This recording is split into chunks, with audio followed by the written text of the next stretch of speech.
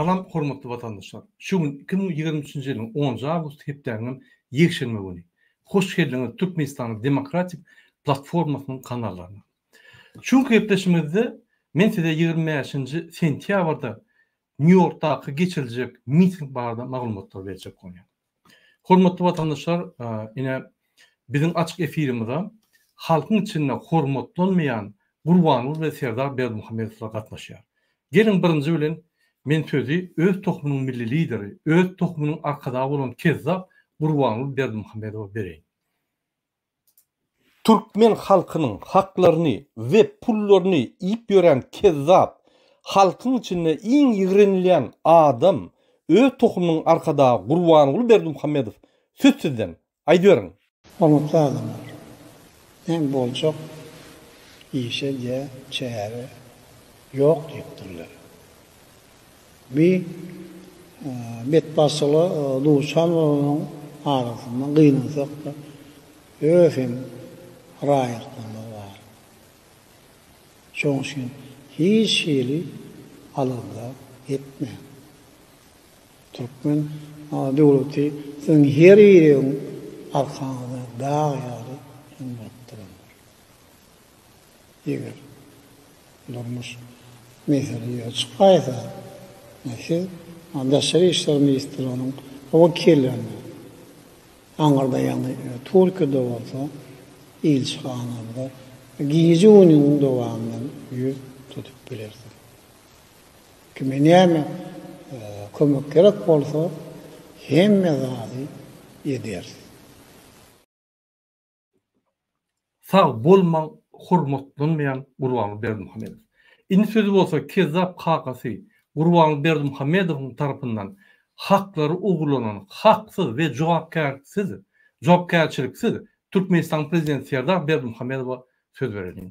Prezident saýlawlarda halkyň setlerini ugurlan kezzap kakasy tarapyndan Türkmenistanyň prezident wezipetini Sowet hökmüne alan Türkmenistanyň beýkanun prezidenti Serdar Berdimuhamedow söz sizden aýdýaryň.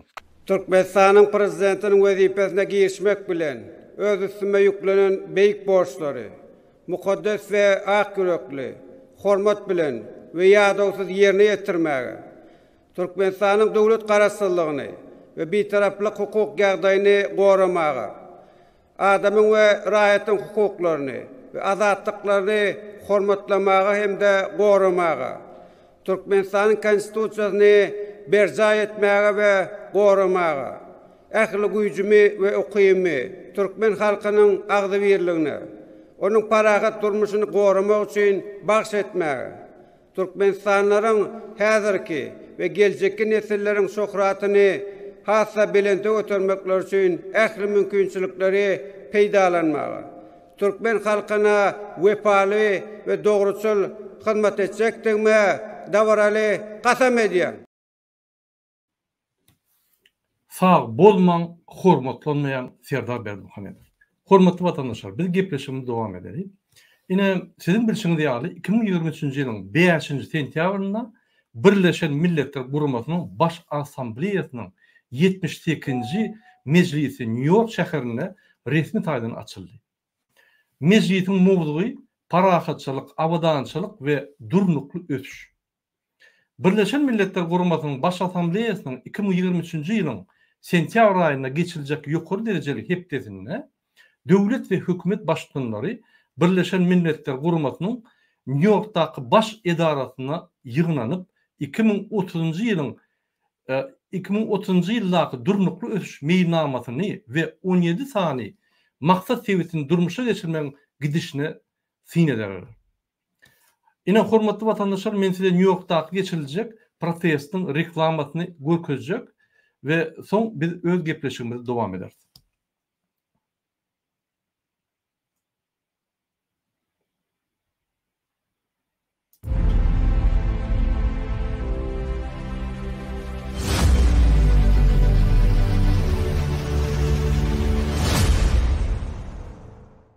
Приветствуем вас на официальном ресурсе Народного движения «Демократический выбор Туркменистана». Заранее признательны за интерес и внимание к важной информации.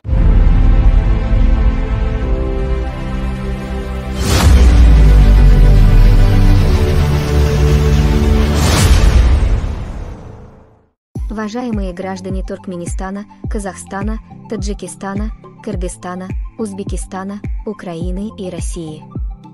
25 сентября 2023 года с 11 часов до 13 часов напротив здания Организации Объединенных Наций в Нью-Йорке состоится антивоенный и правозащитный протест.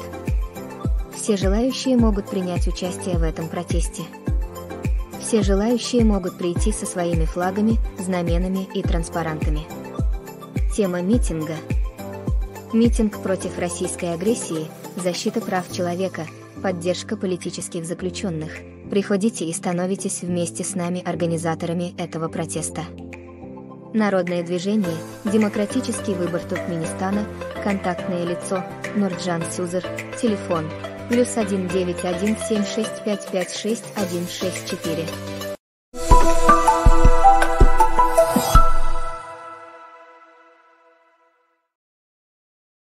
Hormatly vatandaşlar, gelin indi biz gepleşmemize devam edelim. Men size Birleşen Milletler Gurulmasynyň bir näçe saýtlaryny gökezjek ve Baş Assambleýanyň 78-nji mejlisiniň gün tertiplerini we durnukly ötüş meýnamasynyň 17 sany maksat sebitlerini durmuşa geçirilişi barada maglumatlar gökezýär. Ine hormatly vatandaşlar, sizin bilişiniz ýaly 5-nji sentýabrda New York'ta 78-nji mejlis başlandy, ýani General Assambleýanyň 72-nji mejlisi we şol dowam edýär. Oktýabryň başyna çeli dowam eder. Şol arada ýagny Amerikada bir topar ýolbaşçylar geler, hökümetleriň ýolbaşçylary, döwletleriň ýolbaşçylary we 18-nji dekabrdan başlap, 18-nji sentýabrdan başlap şolar şu ýygnaklara gatnaşyp, şu ýerde berilýän maglumatlary dinläp, ýani öz aýtjak sözlerini aýdyp bilerler. Ine gelin men size birinji bilen onuň saýdyny gökezýän. Ine vatandaşlar, ünsüň onuň saýdyna ine Samit Patsur diýerler. Ine şu samit geçýär 18-nji 19-njy sentýabrda başlap, ýagny 5-nji sentýabrda TD Assambleýanyň açylyşy bolup geçdi we komissiýalar işläp başlady. 18-nji 19-njy sentýabrda bolsa, ýani başlyklary ýa-da döwlet başlyklary, häkimet başlyklary gelip şol samity dowam edýärler.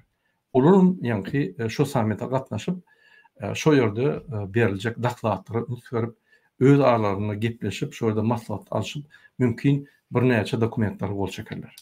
Ine şu ýerde belli geçiş ýaly, belli geçiş ýaly şu meselelerde 17 sany maksatnama goýuldy. 2015-nji ýyldan bäri 2030-njy ýyla çelli 17 sany maksat sebiti goýuldy. Şo maksat sebitindäki soraglary da häzir sezip geçer. Ine şu ýerde siz görüp bilersiňiz, hormatly vatandaşlar, şol Samit Patsur diýerler. Şuňa цели устойчивого развития, СУР. Ine şu samit 2015'ten 2030-njy ýyla çelli dünýäniň, bütün dünýäniň, ýagny Birleşen Milletler Gurulmasyna gatnaşan döwletleriň alan maksatnamalar nähil geçirilýär? 17 san maksatnama bar. Şonuň geçirişi bardy, her ýylky açýardy. Ine şoň üçin bütün dünýä boýunça gaty wajyp syýasy mesele şu geçirilýän ýagny manifest. Ine şol manifestasiýada, ýagny mejlisde şol toralar sezip geçirir. Men häzir şu 17 san maksadyň her biri boýunça size kiçik maglumatlar beren. Şu ýaly geçýär, şol onuň içinde şu bizim geçirijek New York'daky onuň binasynyň garşyna protest edýän bolsak, miting edýän bolsak, ine şu binaň içinde şu ýaly ýygnak geçýär. Ine hormatly vatandaşlar, 17 san sonra, ine 17 san sonra ine ingilis nimesi var. Ine şu saytlara girip bilersiňiz de özüňiz görüp bilersiňiz. Men size häzir rus versiýasyny gösterýär. Ine 2023-nji ýylda ýürütülüşdirilen daklat var. Şol daklat ine 18 dekabr sentyabrdan meclise aydılar. Ine men şu dakladyň bölügini görkezden sebäbi eýýem şu daklar taýýar we bir näçe döwletlere iýerildi, ýani tanşar ýaly we şo ýerde gatnaşar ýaly, gatnaşanlar şo zatlary aralyk maslahatlaşar ýaly. Ine şo dakladyň şonu monitoring edýärler. Bütün dünýäden danylar alyp, ýani maglumatlar alyp, birinji monitoring edýär. Onda ýürüýte şol assambleýa. Monitoring edip şu 17 sany goýulan 2015-nji ýylda goýulan maksatlary görä, ine şu 17 sany maksadyň näme gidişi boýunça her ýyl daklady. Ine şoň üçin şol geçirilýän onu, ýagny Amerika New York'taky Birleşen Milletler Guramasynyň baş edarasyna geçirilen assambleýa ýygynak, ýani meclis her ýyl geçýär. Şol wagty. Her ýyl geçip şo ýerde daklady aýdylýar. Geçen ýylyň dowamyna gazanlan üstünlükler, maglumatlar ve danylar şo ýerde berilýär. Indi edil bizim üçin, ýagny türkmen halky üçin adam haklary boýunça meclis ýa adam haklary boýunça ýygnaklar ve adam haklary boýunça hemme alyp barýan işler ýene de ONU-nyň Ženewadaky edaratyna geçýär. Şo ýerde ýadyňyzda bolsa men protest edipdim, men görkezdim, men şu ýerde Ženewada ýygnak geçirilýär. Her ýyl ýylyň dowamyna ýürütülýän, ýani adam hukukyny gorýan gurumy işleýär. Onun gurumasy we şo ýerde sizin ardalaryňyza seredýär, sizin ýani bozulan kanunlaryňyzy şo ýerde gorýar. Ine şonuň üçin iki sany ONU-nyň bölümi dürli zatlardyr. Amerikada baş edaraty ýerleşýän New Yorkda, Ženewada bolsa diňe adam haklary boýunça, ýagny adam haklaryny gorýan gurumanyň düýbi, esas düýbi şu Ženewada. Ine şu ýerde şu daklady özüňiz okap bilersiňiz, ine şu ýerden skaçat edip bilersiňiz daklady. Ine men şonu ýürüýte aldym. Gelin men size şonu görkezeyim.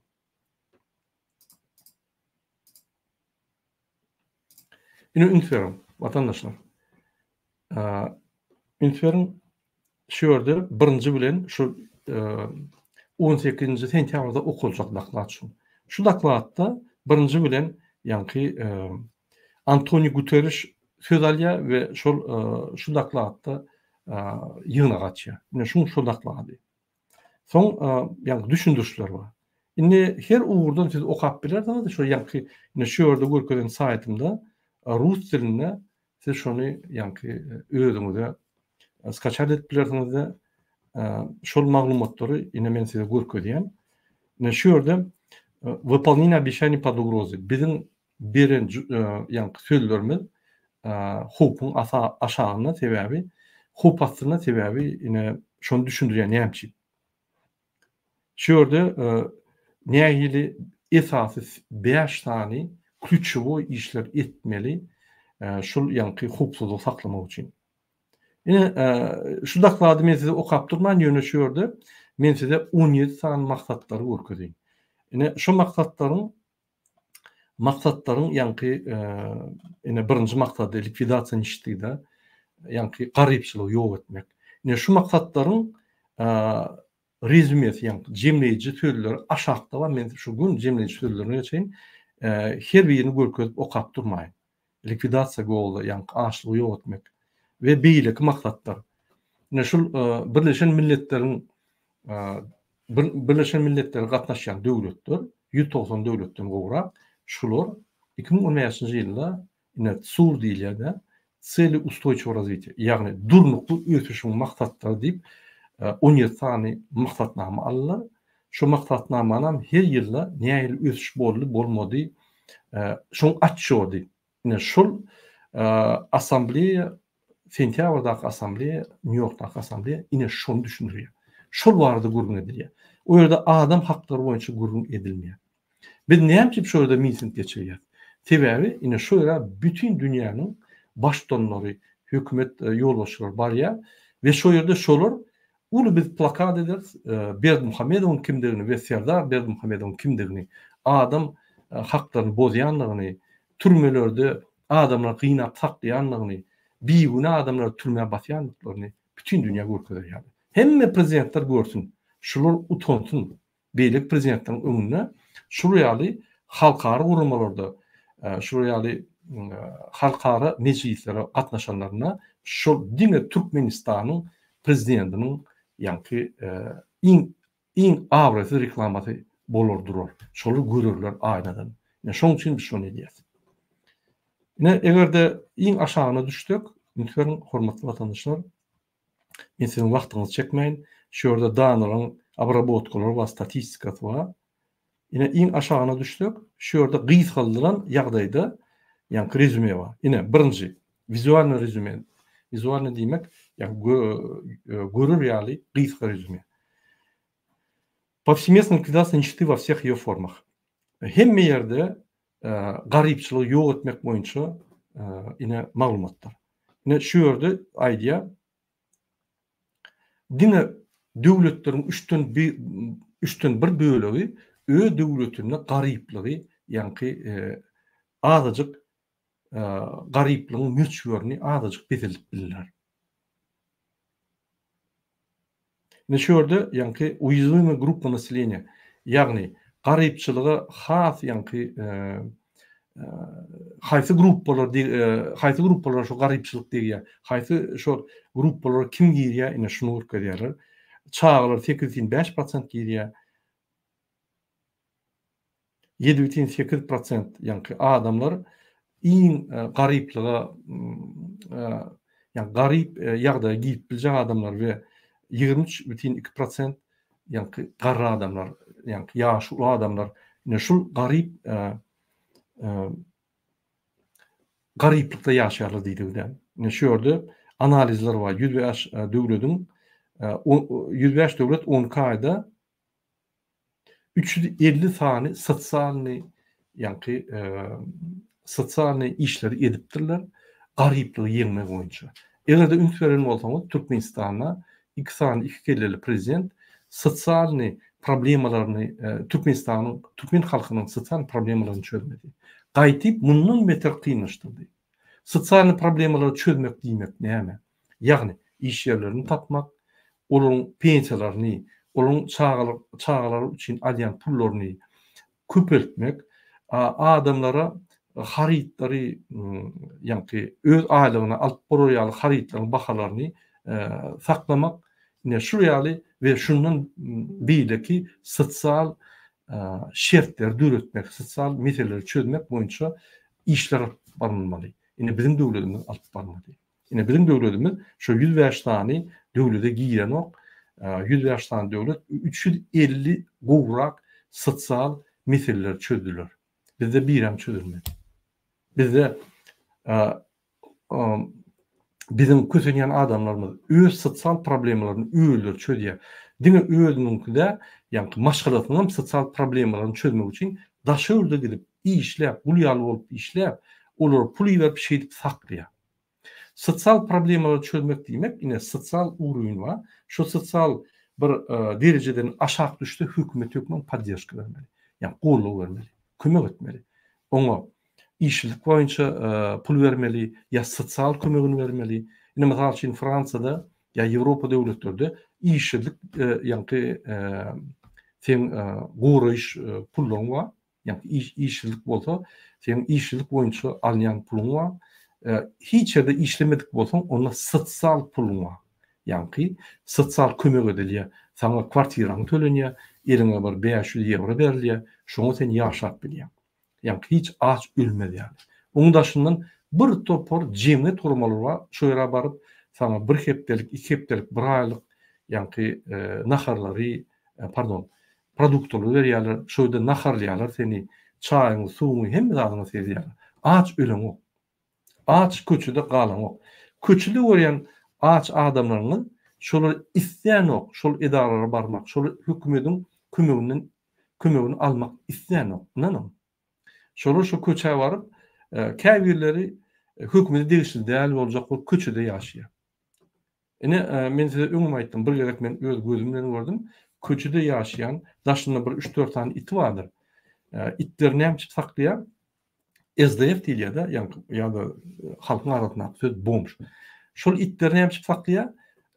Egerde itler yanına olsa onu vaxtlayınca merkeze akıtmak hakları yok polisiyanın.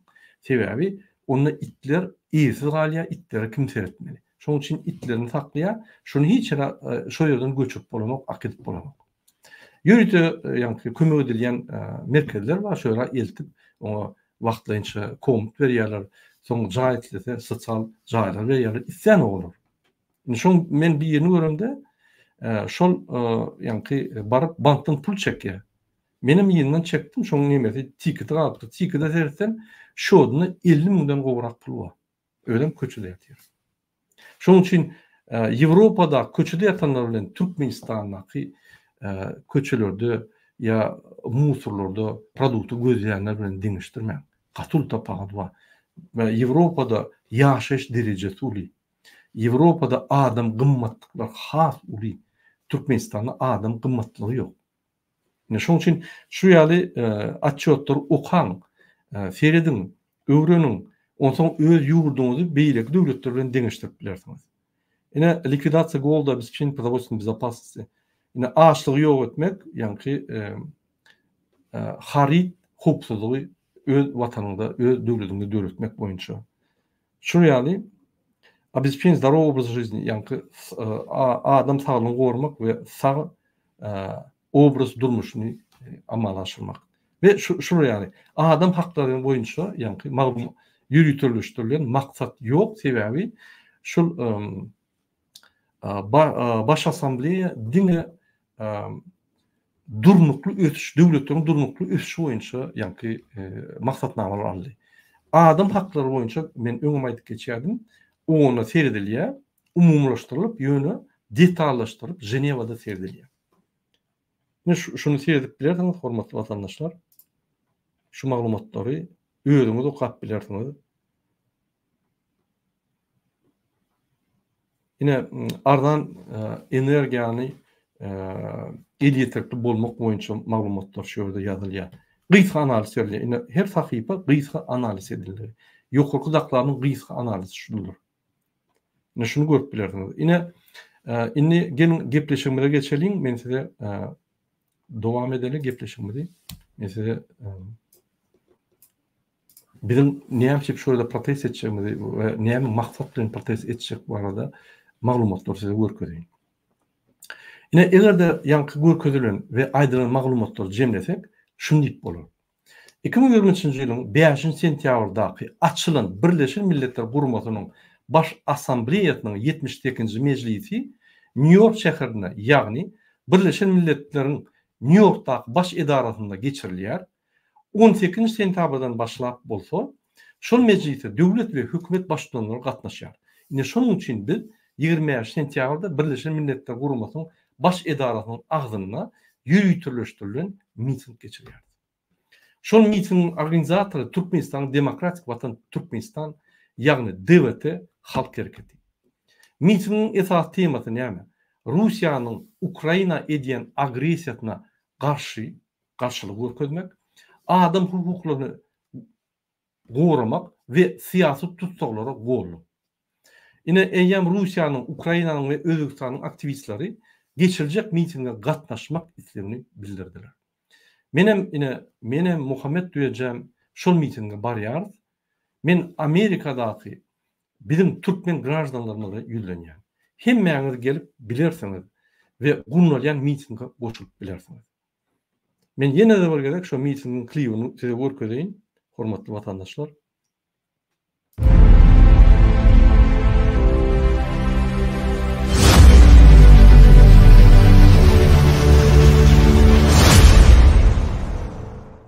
Уважаемые граждане Туркменистана, Казахстана, Таджикистана, Кыргызстана, Узбекистана, Украины и России. 25 сентября 2023 года с 11 часов до 13 часов напротив здания Организации Объединенных Наций в Нью-Йорке состоится антивоенный и правозащитный протест. Все желающие могут принять участие в этом протесте. Все желающие могут прийти со своими флагами, знаменами и транспарантами. Тема митинга: митинг против российской агрессии, защита прав человека, поддержка политических заключенных. Приходите и становитесь вместе с нами организаторами этого протеста. Народное движение «Демократический выбор Туркменистана», контактное лицо Нурджан Сюзер, телефон +1 91 76556 164.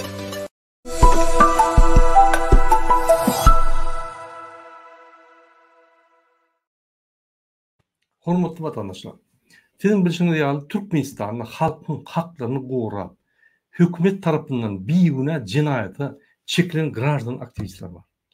Olar men size ýatlatyp geçeýin. Mansur Mingelow, Allamurat Korkhan, Nurweli Hallykow, Murat Övezow, Murat Düşemow we beýlekiler. Ondan başga Türkmenistanyň biýüne udo boýunça saklanýan 60-70-80% goly adamlar bar türmelerde. Türkmenistanyň türmesinde eger statistikany alyp görseň, dünýäde 3-nji, 4-nji ýerde bar. Ýöne hakyky statistika sersen, ýagny Türkmenistanyň berýän statistikasyna sersen, Türkmenistan türmede ýatan adamlar boýunça 4-nji, 5-nji ýerde bar. Ýöne bizde Türkmenistanyň hökümetiň aýdyşy 6 milyon halk ýok. Bizde 3 milyon 750 milyon halk bar. Diýmek deň ýarty. Onda biz birinji orunda bolar. Birinji ýerde bolar. Türkmenistanyň türmelerdäki oturan adamlaryň möçber boýunça prosent möçber boýunça biz birinji ýerde bolar. Şoň üçin şolaryň ýagdaýy gatagyr. Ine şu dagatlar ün çekmek üçin biz ine protest geçirýär. 20-nji sentýabrda ONU ýagny Birleşen Milletler Guramatynyň binasynyň öňünde. Bütün dünýä görsün, bütün dünýä prezidentleri üýşäşýärdi.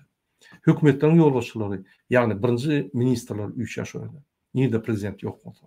Şolar görsünler, Türkmenistanyň iki kelleli prezidenti öz halkyny nähili gynayşyny. Ine şu ýaly jurnalistlara şo ýerde, ýagny bir topar radio, telekompaniýalara bir interwýu berdi, berse düşündiler şo hakkary. Ine 20 sentýabrda geçirek siýasat solar goldy mitingde biz olaň ýagny şu adamlaryň suratlaryny we suratlaryny gököz we atlaryny ýatlar.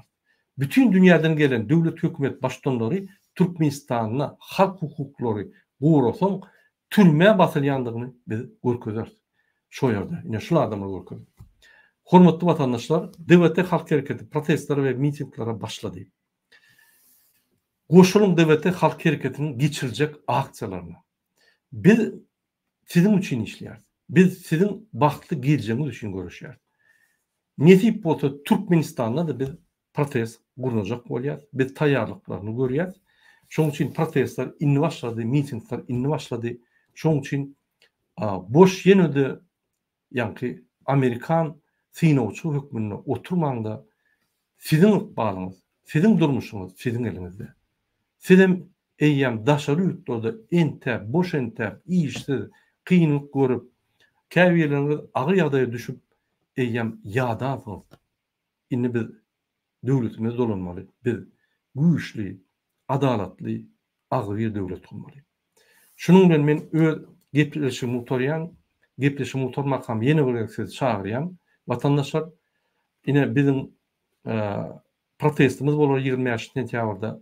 Gelip bileniňiz, gelip bileniňiz, ýüzüňiz görkezjek dälsiňiz, gapdalla durun bizi gollap, ýöne şul geçirilýän aksiýalara goşuljak bolun.